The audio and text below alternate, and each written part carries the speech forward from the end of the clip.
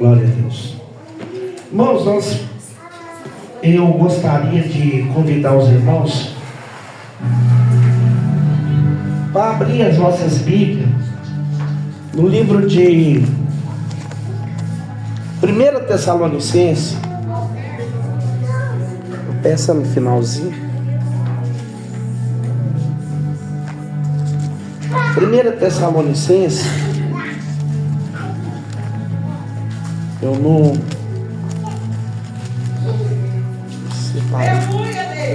glórias a Deus. 1 Tessalonicenses capítulo 4 e no versículo, nós vamos ler do 13 até o 18. 1 Tessalonicenses capítulo 4 versículo 13 até o 18. Glória a Jesus. Louvado seja Deus. Todos acharam? Diz assim: não quero, porém, irmãos, que sejais-vos ignorantes acerca dos que já dormem, para que não se entristeçais com os demais que não têm esperança. Porque se cremos que Jesus morreu e ressuscitou, assim também, glórias a Deus, assim também, glória a Jesus, glórias a Deus. Porque se cremos que Jesus morreu e ressuscitou, assim também aos que creem em Jesus e que dormem em Deus, tornaram a trazer com Ele. Dizemo-vos, pois que pela palavra do Senhor, que os que ficarmos vivos para a vinda do Senhor, não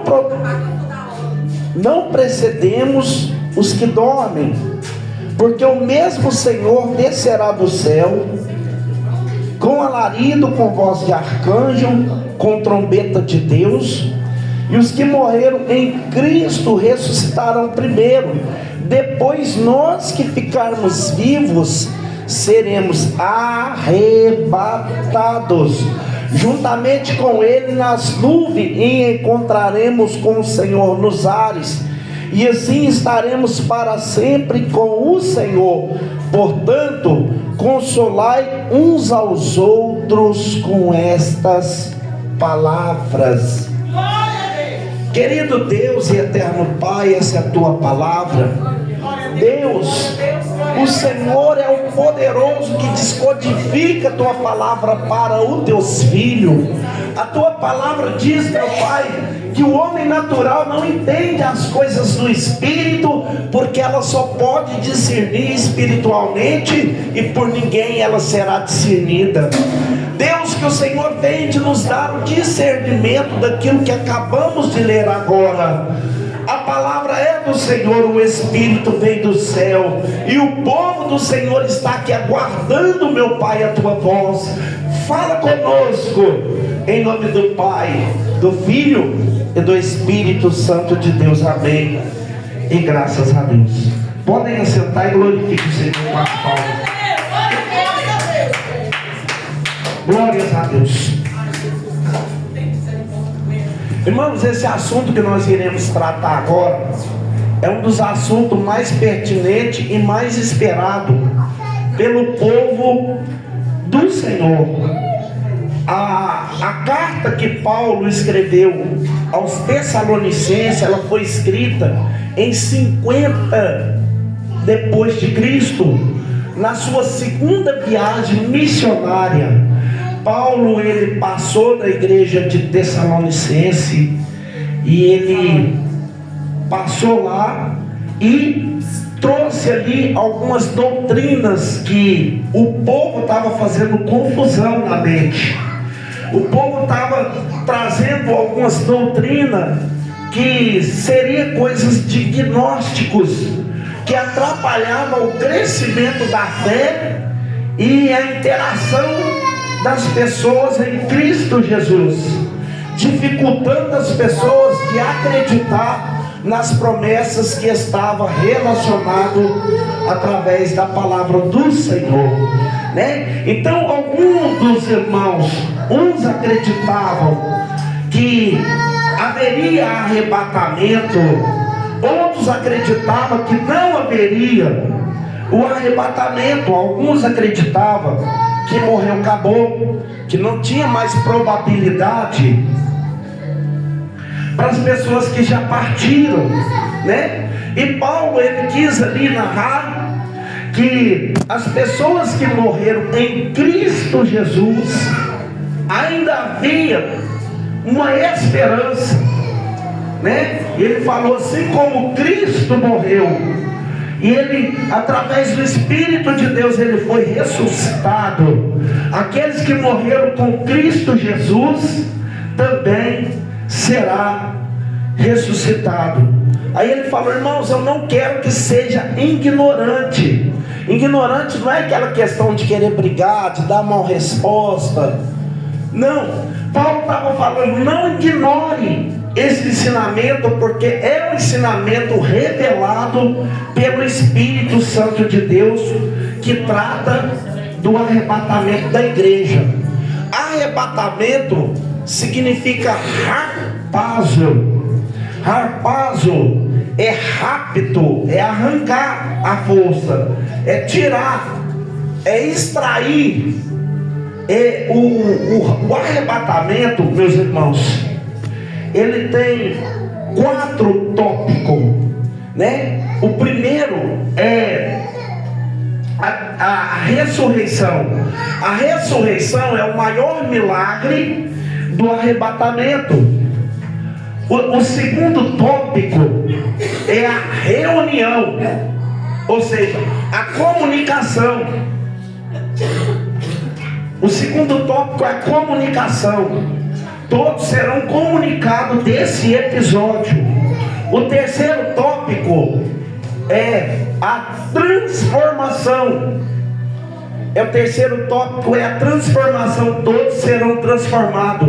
E o quarto tópico é o remover, extrair, arrancar, né? Como que nós vamos entrar nessa mensagem? O arrebatamento, meus irmãos, ele é algo que fala na Bíblia há 380 vezes. Ele fala acerca da vinda de Cristo, porque a vinda de Cristo e o arrebatamento são 2 tópicos diferenciados. Quando a Bíblia fala que o mesmo Senhor descerá do céu, ela está falando do harpazo. Mas quando a Bíblia fala no livro de Apocalipse, capítulo 22, e no versículo 12, eis que cedo eu venho, ela está falando ainda do harpazo. Mas quando ela fala assim, que Jesus virá e não tardará, aí quando os Tessalônicos falam no capítulo 2 que Jesus virá como ladrão, aquilo ali já se trata de uma parousia. Parousia significa Jesus voltando para concluir a missão na qual a ele foi confiabilizada. Mas o harpazo, o que vai envolver o harpazo, meus irmãos? O harpazo, ele vai envolver, em primeiro lugar, a comunicação. Eu vou falar da comunicação. No capítulo 4 e no versículo 16 fala assim: o mesmo Senhor. Quem que é o mesmo Senhor? É o que vai estar presente no harpazo e o que vai estar presente no parousia.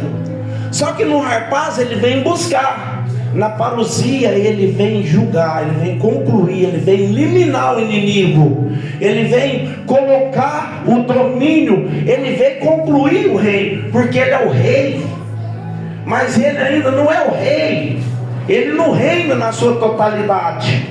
Nós sabemos que a terra ainda tem sido dominada pelos principados, pelas potestades, né?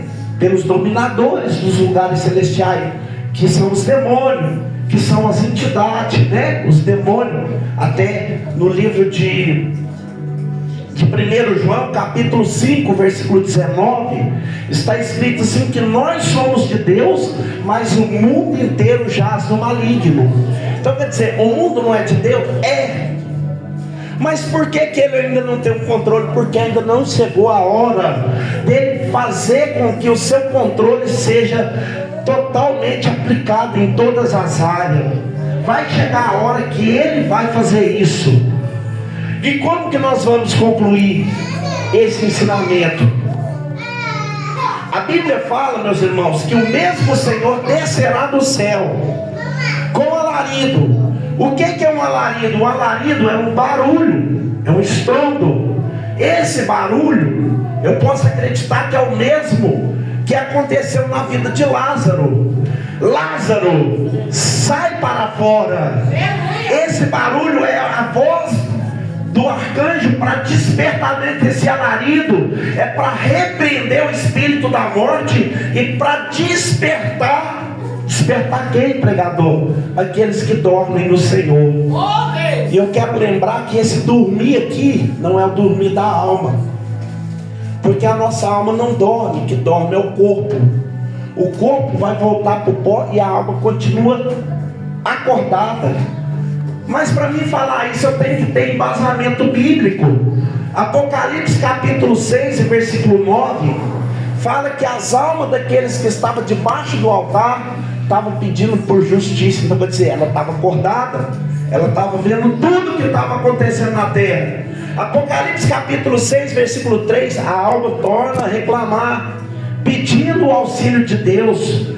Lucas capítulo 16 versículo 22 e 23, nós vemos as duas almas, a alma de Lázaro que estava no seio de Abraão e a alma do rico que estava no Hades, clamando, pedindo a Deus que desse oportunidade para ele explicar ao familiar que o lugar não era favorável, Então quer dizer, a alma que desce a sepultura, por exemplo, a pessoa que desce a sepultura, o corpo vai ficar dormindo, na verdade. Só que a alma, se ela estiver salva em Cristo Jesus, ela vai estar no lugar de descanso, no paraíso, eu creio, porque Jesus falou com aquele ladrão: ainda hoje estará comigo no meu paraíso.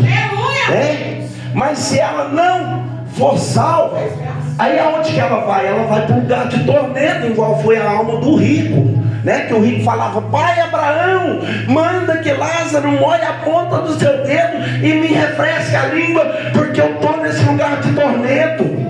Aí o pai Abraão fala: não tem como, quem está aqui passa para aí, e nem quem está aí passa para cá. Ou seja, a nossa decisão em vida vai colocar nós ou em benefício espiritual eterno, ou em malefício espiritual eterno. Hoje nós temos em nossas mãos o dever de concluir a missão, a direção a qual a nossa alma irá tomar. Aleluia. Alma e corpo é totalmente diferente. Alma, corpo e espírito. O corpo é material, é uma massa, é material, é terra, é pó. A alma é o psique, é a psicologia, é o entendimento que a gente tem, a memória RAM, como se fosse a placa-mãe do computador. Ela que faz nós entender as coisas. E o espírito não tem nada a ver com a alma. Eu já tive um debate com um rapaz aí, ele falou que a alma e o espírito é só um, e não é, porque o espírito ele volta para Deus, o espírito é parede branca. Quem não lembra que Jesus falou assim, vigiai e orai, porque o espírito está preparado, mas a carne é fraca. Então quer dizer, o espírito do homem ele não se corrompe. Pode ser o homem mais ímpio que for, ele não se corrompe. Por quê? Porque ele é ruá. Ruá é sopro de Deus, é o fôlego da respiração. Agora a alma é aquela que faz a pessoa entender que se eu pôr a mão no fogo queima, se eu roubar eu vou preso, se eu matar eu vou preso, se eu fazer o que é errado eu serei punido. Essa é a minha alma. E a minha alma ela sabe muito bem entre o bem e o mal, seja eu convertido ou não. Porque a pessoa que é ímpia, ela sabe que o ato dela, que ela está praticando, vai ter punição. Então quer dizer, a alma sabe, né? E o que vai acontecer então? O alarido é uma voz de despertamento. Quem será despertado? Os mortos. Quem os mortos? Os que morreram em Cristo Jesus. E quem são eles? Eles são aqueles que começou na igreja, da igreja, os participantes da igreja. Porque a igreja, você não vê a palavra igreja no Velho Testamento. No Velho Testamento era Israel, nação de Israel. A palavra igreja, a primeira palavra igreja que surge no Novo Testamento está em Mateus, no capítulo 16, a partir do verso ou 21, ou 22, ou 16, está do 13 adiante, que Jesus falou assim: tu não serás Pedro, mas pedra, e sobre essa pedra edificarei a minha igreja. E a igreja começou dali? Não, a igreja não nasceu ali, a igreja foi revelada ali. Aonde que a igreja nasceu? A igreja nasceu quando Jesus foi morto na cruz do Calvário. Quando Jesus derramou o sangue da nova aliança, nasceu a igreja. Mas a igreja ainda não era conhecida. A igreja já tinha nascido ali no derramamento do sangue de Jesus na cruz, no livro de Mateus 27, a partir do versículo 52. Que as almas daqueles que estavam mortos saíram do sepulcro e entraram com ele na cidade. Então ali nasceu a igreja. Mas a igreja ela só foi ser conhecida em Atos dos Apóstolos capítulo 2, no derramamento do Espírito Santo, E ali nasceu a igreja. Só que no conhecer do povo, eles ainda não conheciam a igreja. A igreja ela só passou a ser conhecida em Atos dos Apóstolos capítulo 8, que eles falavam aí, lá vem o cristão, os cristãos. E a igreja ganhou organização em Atos dos Apóstolos capítulo 15, Então essa igreja são os participantes do arrebatamento. É essa igreja que vai ser arrebatada, Eu acredito que aqueles que estavam dormindo no Senhor do Velho Testamento, desde Noé até o último, que seja Malaquias, ou talvez seja Maria, porque a igreja nasceu no derramamento do sangue na cruz do Calvário. Então até na cruz do Calvário, os que morreram para trás, aquilo ali tudo é Velho Testamento, E quando Jesus morre, a gente vê o sepulcro se abrindo. Houve um terremoto, Está em Mateus capítulo 27, versículo 52. Quem pode abrir e ler? Que for ágil, hábil. Parece que alguém ali achou. Mateus capítulo 27, 52. Quem pode ler?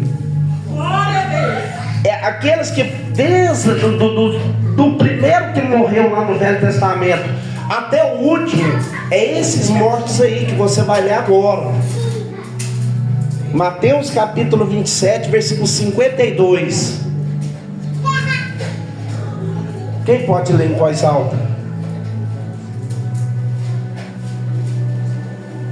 Glórias a Deus. 27, 52 de Mateus.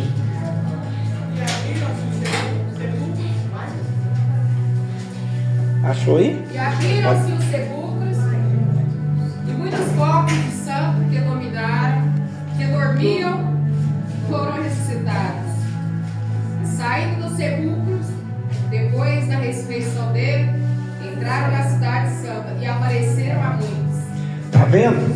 Esses aí são aqueles que estavam dormindo, aguardando quem? Aguardando a promessa de Deus.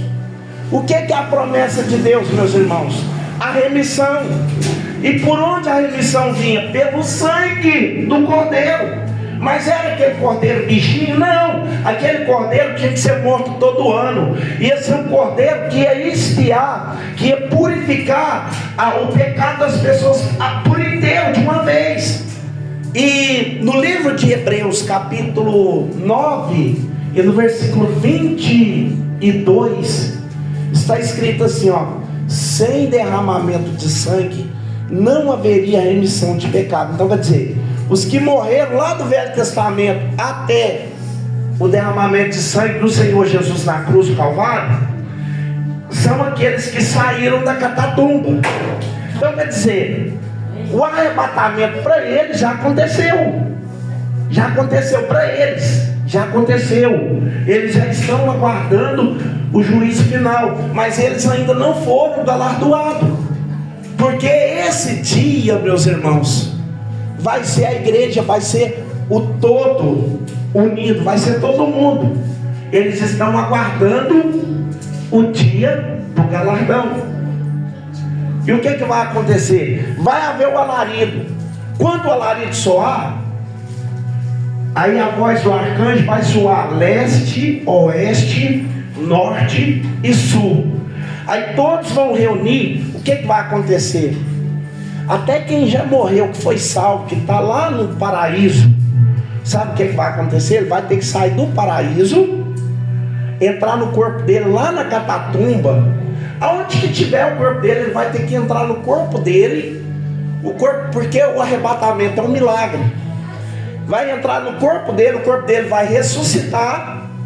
Eles vão vir em um ato milagroso. Talvez você fale assim, mas como? O milagre já não sabe explicar, é mistério. Eles vão vir e vai reunir tudo num lugar só. E qual lugar que será esse? Aí ele fala assim: alarido, voz de arcanjo e trombeta de Deus. Trombeta, meus irmãos, é para marcar o local. Porque no Velho Testamento, toda vez que a trombeta tocava, era para anunciar a aclamação do rei, ou a saída, né? O povo tinha que desarmar o tabernáculo, sair do local, ou armar o tabernáculo, que eles iam ficar no local, ou alguma cerimônia religiosa. Então a trombeta era comunicação e reunião. O alarido é para despertar o morto, a trombeta é para marcar o local, aonde que vai acontecer. E nesse local vai acontecer todo mundo. E quem vai ver? Quem vai estar presente? Quem vai estar ciente desse arrebatamento? Só o crente salvo. Só o salvo vai poder ver. A pessoa que não é salvo não vai estar ciente desse episódio. É só quem é salvo que vai ver. E isso vai durar quanto tempo, pregador? 7 milésimos de segundo.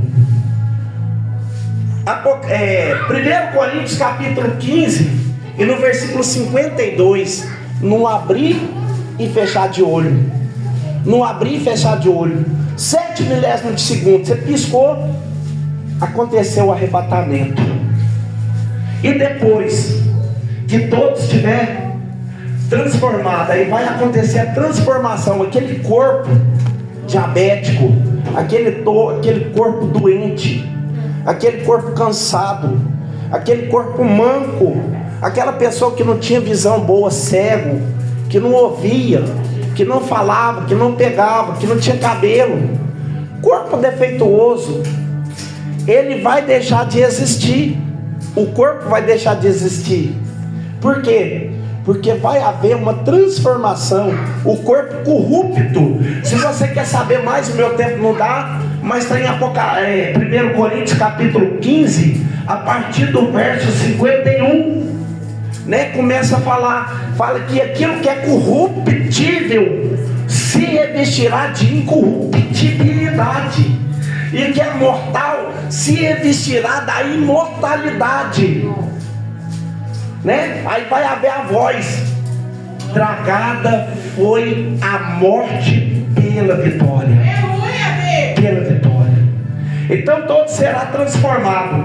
E depois da transformação, aí vai acontecer o harpazo, que é o arrancar a força. E aí vai juntar o Velho e o Novo Testamento nos ares, e vai entrar na sala do trono, na sala do julgamento. Mas é o julgamento das obras. É o dia do tribunal de Cristo, que está no livro de Romanos capítulo 10 e versículo 14. Todos comparecerão diante do tribunal de Cristo, Para que é esse tribunal? Julgamento? Não. Ele é um julgamento, mas não influencia na salvação. É um julgamento de obras. Aquele que trabalhou, né, vai ter 6 tipos de qualificação de obra: 3 favoráveis, 3 desfavoráveis. Será prata, ouro, diamante, e palha, madeira e feno, né? Vai ter as obras que vai passar no fogo e vai queimar. Vai ter outras que vai passar no fogo e vai prevalecer. Então, quando todos for galardoados, quando todos estiver já com seus galardão definidos, aí para onde que eles vão? Eles vão para a sala do trono, a Santa Ceia. A primeira Santa Ceia do cristão. Irmãos, olha que tremendo o mundo espiritual. Isso dentro de poucos minutos, dentro de 7 milésimos de segundo. Então, por que nós devemos ser perseverantes? Porque o Senhor Jesus diz que ninguém sabe nem o dia e nem a hora que há de vir o Filho do Homem. Mas ele falou no estágio humano, né? Naquela época ele não sabia mesmo, porque ele ainda era carne. Mas hoje ele já sabe. Ele já sabe a hora que ele vai vir. Então, meus irmãos, nós devemos sempre permanecer sempre alerta, sempre atento, né? Jesus falou que vai estar andando 2, um será tirado e o outro será deixado. Vai ser alegria para os que foi tirado e vai ser desespero para os que foi deixado. Outra coisa, vou finalizar. Eu já escutei algum pregador falando que dentro do período tribulacional, porque assim que a igreja for tirada da terra, vai iniciar a grande tribulação. Aliás, vai iniciar o período da falsa paz. A tribulação, a grande tribulação, ela vai ter 2 fases. Ela vai ter a fase da falsa paz, que é o cavaleiro branco. Depois ela vai ter o período da grande tribulação, onde revela o cavalo vermelho, o amarelo e o preto, aonde haverá muitos. Vai ser 21 juízes, vai ser 7 selos, vai ser 7 trombetas e vai ser 7 taças da ira de Deus, que vai ser derramada sobre o homem. E nesse tempo vai durar quanto tempo, pregador? 7 anos. Porque vai haver 3 anos e meio de falsa paz. Mas como assim, pregador? Onde você está achando isso? Daniel, capítulo 9, e no versículo 26 e 27. Esse é o iníquo, né, que vai partir o tempo. Esse tempo é 1360 dias, que será 3 anos e meio. 3 anos e meio vai ser a falsa paz. Mas 3 anos e meio vai ser a grande tribulação. No final desses 7 anos, aí vai acontecer a parousia. A parousia está escrito no livro de 1 Coríntios, capítulo 6, a partir do verso 3, onde nós estaremos sentados no trono com Ele para julgar as nações. Então, meus irmãos, o que vai acontecer? Nós vamos estar com o Senhor. Enquanto a terra está preparada para receber o anticristo, a igreja está preparada para poder receber Cristo no arrebatamento. A igreja está aguardando, gritando Maranata. Mas só que os que ficar não vai estar totalmente perdido. Por quê? Porque Deus tem uma aliança com Abraão. Vai haver um tempo de resgate. Apocalipse capítulo 12. Vai haver um resgate, vai haver uma intervenção. E alguém fala, não, se há uma intervenção, eu posso socar no meio deles. Só que o arrebatamento, quando Jesus morreu, que o sepulcro abriu, foi para aqueles do Velho Testamento, e eles já alcançaram o lugar que eles mereciam. O de lá de Jesus até aqui no Rapazo é para nós igreja. Para nós igreja. E da tribulação até no milênio, até no final da grande tribulação, é para Israel. É para Israel. Aí tem alguém que fala, não, mas se eu não for na primeira, eu vou na segunda. Não tem lugar para aqueles que não foi na primeira. Porque a primeira foi do Velho Testamento até Cristo. Aqueles que ressuscitou ali é aqueles que aguardavam no Senhor o derramamento de sangue de Hebreus capítulo 9, versículo 22. Derramamento de sangue e remissão de pecado. De derramamento de sangue e remissão de pecado até o dia de Pentecostes, Deus criou a igreja. Eu falei aqui. Qual foi o selo que Deus colocou marcando os seus? O Espírito Santo. Efésios capítulo 4, versículo 30. Não vos entristeçais, o Espírito de Deus que foi selado para o dia da redenção. É um selo que nos coloca dentro do mistério de Deus. Então quer dizer, através do Espírito Santo, no harpaz nós vai ser tirado. Quem tiver selado, quem tiver apto para esse episódio. Desse episódio até o último dia do juízo de Deus, né? Até o dia da parousia, aí Deus já vai tratar com Israel. É Israel que vai, mas é Israel que não aceitar a marca da besta, que vai ser tratado no deserto por 1360 dias, ou seja, 3 anos e meio, vai ser tirado. Então, meus irmãos, não confunda harpaz com parousia. O harpaz é para nós. A parousia é tratamento de Deus, de Jesus com o anticristo. No harpaz, o Jesus não pisa na terra, ele fica nos ares. Nós acabou de ler aqui, ó. É 1 Tessalonicenses 4,16. Nós iremos encontrar com ele nos ares. Já na parousia, Zacarias capítulo 14, capítulo 12, capítulo 14, versículo 12. Aí ele já pisa no Monte das Oliveiras. Na parousia ele pisa aqui. E está também em 1 Tessalonicenses ou 2 Tessalonicenses 2, a partir do verso 4, né, que ele veio para julgar o anticristo. Então nós temos que discernir isso. Aí tem aquele detalhe: pré-milenismo, futurismo, né? Essas linhas de interpretações, às vezes pode ter interpretações diferentes. Porque o pré-tribulacionismo somos nós, no caso, que nós não esperamos passar pela tribulação.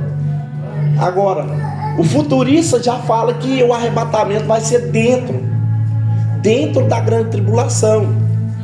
O milenismo diz que nós vamos passar por toda a tribulação e lá no finalzinho Deus vai tirar a igreja da terra. Então, aí alguém fala assim: então quem que é o mentiroso? Irmãos, nós não podemos caracterizar nenhuma dessas linhas de raciocínio. Sabe por quê? Porque querendo ou não, o arrebatamento vai acontecer, Jesus vai tirar os seus da terra, e é tudo que está escrito vai acontecer. Agora a gente não pode traçar o tempo, porque está escrito em Deuteronômio 29, que aquilo que é revelado é para mim e para os meus filhos, mas aquilo que está oculto é para Deus.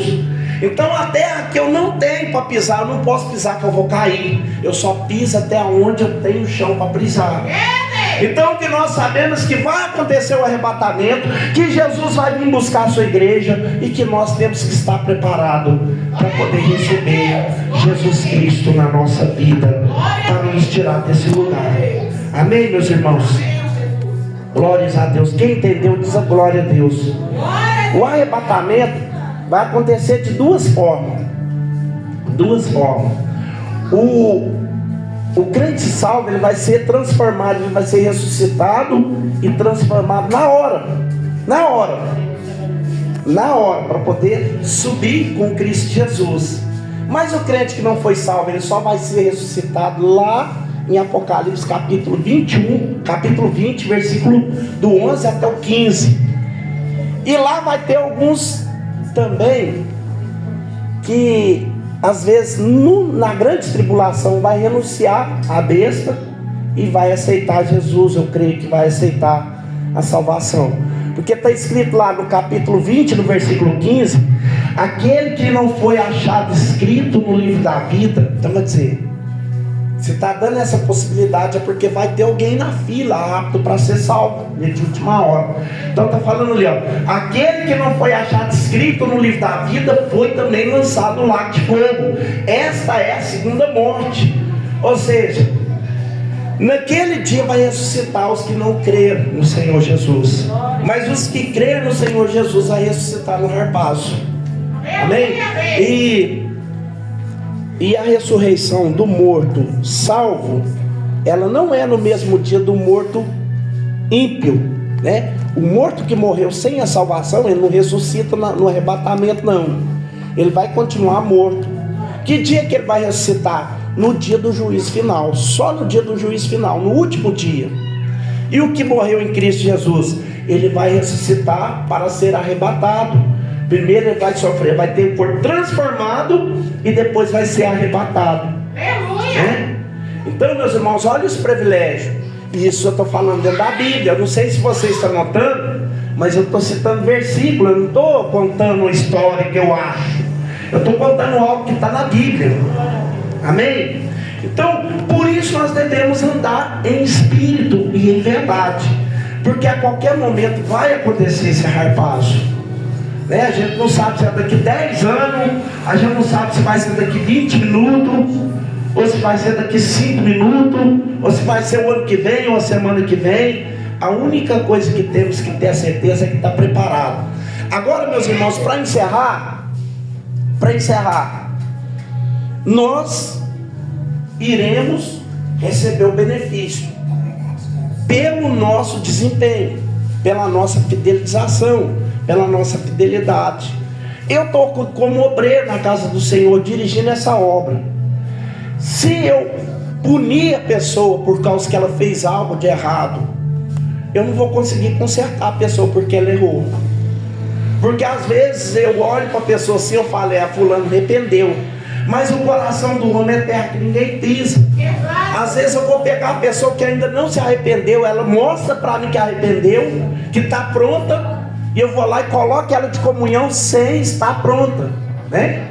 Ou seja, acontece o dia de Santa Ceia, alguém que está em comunhão não pode tocar na ceia. Eu não posso impedir a pessoa de tocar. Eu não sou Deus para bater martelo, colocar crivo em ninguém. Nem o presbítero pode colocar crivo em ninguém, né? Porque nós não somos Deus, nós somos só funcionários de Deus. E a pessoa, ela tem então a responsabilidade de se policiar, né? Por quê? Por que eu tenho que me policiar, pregador? Porque Deus colocou o Espírito Santo em você. Aleluia! No livro de João, capítulo 16, no versículo 8, está escrito assim: porque o Espírito de Deus é que convence o homem do pecado, da justiça e do juízo. Você sabe se policiar, você sabe o momento que você está pronto para ser participante da ceia, ser participante das coisas de Deus, e você também sabe o momento que você não está apto. Aí talvez eu não consiga ver isso em você. Deus conhece o meu coração, que eu não quero embargar o seu ministério. Eu te dou oportunidade para você fazer aquilo que você quer fazer na obra, quer participar da ceia. Eu não estou pecando em fazer isso, porque eu não te conheço. Eu não tenho acesso no seu coração, no seu sentimento. E você pega a oportunidade e vai. E você não está preparado de tocar na ceia ou de fazer algo que vai te custar a sua salvação, a sua condenação. E você vai. Aí essa responsabilidade não está sobre o meu ombro. Aquilo que está sobre o meu ombro é quando eu sei que você está errado, que você está praticando algo que não é favorável às coisas que a Bíblia requer. Aí eu tenho o direito de chamar 2 ou 3 testemunhas e conversar contigo, né? Para ver se você muda de opinião. Caso você não mudar, vai continuar na posição errônea, fora da comunhão da igreja. Por quê? Porque eu não quero te colocar, não, porque as suas condições não deixam. E eu sei, e se eu sei e te coloco para dentro, aí eu estou junto com você no dia do juízo, né? Tem muitas pessoas que vão passar por isso. Às vezes você briga com o pastor, sai daqui brigado, arruma contenda e vai para outra igreja. Chega lá, entra em comunhão, vira presbítero e sai pregando, fazendo um reboliço. Mas Deus está contigo. Deus às vezes pode até te honrar no seu ministério, mas você vai ter que voltar aqui para reconciliar, porque você saiu daqui punido. Você está pregando em outro lugar sem condicionamento de estar. Eu não sei se os irmãos lembram que eu falei, quem quiser ficar comigo lá na congregação, nós vai ombrear, a gente vai trabalhar bonito para Deus. Mas quem quiser sair, eu dou a carta, mas só que eu vou ter que comunicar por que você saiu, né? Porque eu tenho que fazer isso, a Bíblia me manda. Não, ele não concordou com a troca. Não concordou com a troca, o irmão saiu, a pessoa sentiu que o irmão saiu, que eu não era apto para poder assumir, e foi por causa disso, não é por causa de nenhum pecado nem nada não. Aí chega lá, o pastor vai sumariar o que deve fazer. Agora, se você saiu por causa que errou, pecou, foi punido, aqui eu tenho que colocar na carta, né? Então tem responsa que está no meu nome. Agora tem coisas que está sobre você, sobre mim, sobre cada um de nós. Amém, irmãos? Vou finalizar aqui, meus irmãos. Eu creio que até aqui o Senhor nos abrilhantou a nossa mente, né? Então, que nós venhamos dizer a igreja do arrebatamento, que espera a vinda do Senhor Jesus. Aleluia, Jesus. Isso que eu vou mandar lá no grupo. Os que não vieram vão ouvir isso aqui também.